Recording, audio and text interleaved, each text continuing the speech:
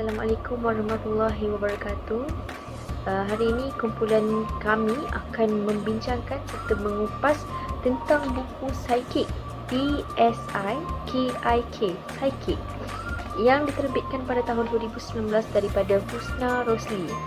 Husna Rosli merupakan seorang pakar dalam menganalisis buku-buku di YouTube-nya, dan nama YouTube beliau ialah Husna Read. Beliau juga terkenal di Goodreads, di mana beliau suka dalam menganalisis buku dan melalui itu beliau juga dapat menarik masyarakat untuk membaca melalui reviewnya. Karya Psychic ini merupakan karya kedua beliau setelah menghasilkan karya pertamanya yang bertajuk BTS Army. Seterusnya, saya akan menjelaskan tentang watak-watak dalam novel ini. Setiap watak dalam novel Psychic ni mempunyai personality yang berbeza dan mereka menggambarkan watak-watak yang menarik dengan gaya dan cara mereka tersendiri. Daripada satu watak kepada watak yang lain, ia mempunyai character growth di mana satu watak itu berkembang dengan baik ke satu watak yang lain. Sebagai contoh, kita boleh lihat dalam cerita ni adalah watak Elena. Elena merupakan watak utama dalam cerita ini. Beliau juga memegang watak optimis dalam cerita ini.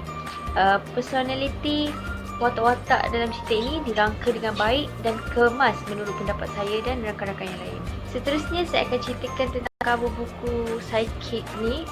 Cover buku ini merupakan gabungan daripada 5 gambar yang dipilih sendiri oleh penulis buku ini, iaitu Husna Rosli. Setiap gambar mempunyai maksud dan simbolik tersendiri.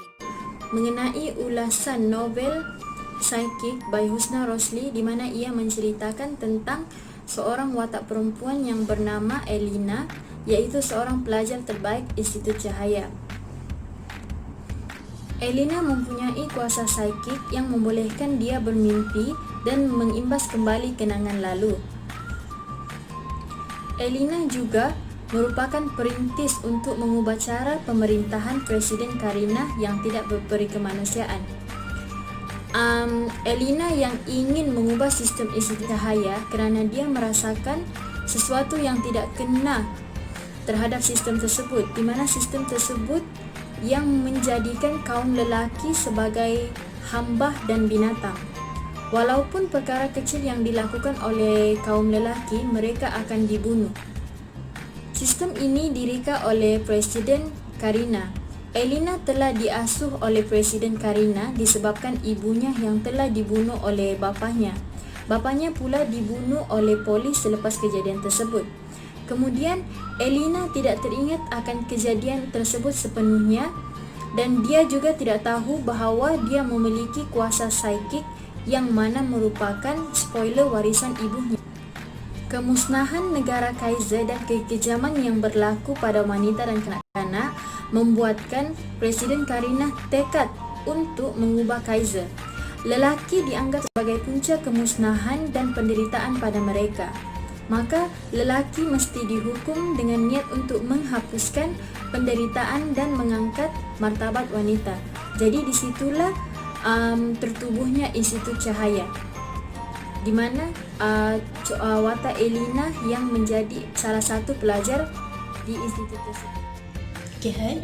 Bagi pendapat saya pula tentang buku Psychic ini, hala tuju dan mesej yang disampaikan sangat jelas bagi saya. Saya suka dengan idea feminisme yang diutarakan oleh penulis di dalam buku Psychic. Okay, bagi saya buku ini mengetengahkan kesamarataan antara lelaki dan perempuan. Okay. Maksudnya, buku ini tidak mengajar lelaki untuk menindas wanita, namun buku ini lebih mengajar kepada bagaimana lelaki harus menghormati hak wanita. Okay, buku ini juga mengajar tentang sejarah dan unsur keagamaan. Okay, which is saya kagum dengan cara penulis memasukkan tema-tema dan nilai-nilai murni di dalam kisah-kisah psychic. Walaupun kisah psychic, namun nilai-nilai yang terdapat dalam itu sangat-sangat jelas. Okay, sebab tu saya suka buku ni. Okay, seterusnya saya juga suka tentang world building yang dihasilkan oleh penulis. Okay, sebab penjelasan bagi saya terhadap dunia Kaiser yang dicipta sangat detail, dan untuk mana-mana karya yang dihasilkan bagi saya apabila world building itu solid, semua benda yang terjadi dalam plot cerita dalam satu karya itu akan jadi best. Bella, buku ni juga menunjukkan satu percubaan yang sangat baik daripada penulis. Dalam genre ni yang digarapkan menggunakan mesej isu semasa iaitu feminin, dan dikaitkan dengan keagamaan. Seterusnya ada beberapa bahagian yang tidak kena dengan plot, dan ada dialognya juga kurang harmoni dan neutral. Tapi secara keseluruhan plotnya sangat sesuai dengan genre. Ada satu elemen kejutan yang berjaya dihasilkan dan yang membuatkan saya rasa sedih dan terkilan, dan ada juga sikit rasa marah ataupun geram bila baca novel tersebut daripada buku ni.